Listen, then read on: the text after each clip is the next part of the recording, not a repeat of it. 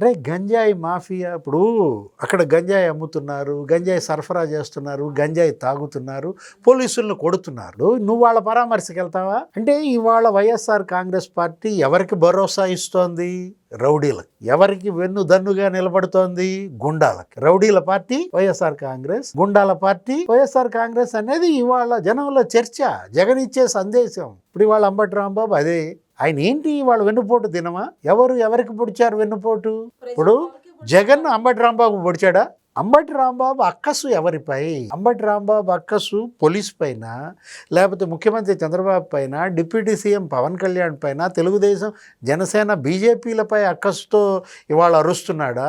లేదు జగన్మోహన్ రెడ్డిపై అక్కసా? నాకు జగన్పై అక్కసే కనపడుతోంది. సత్తెనపల్లి ఇన్ఛార్జిగా తీసేశారా?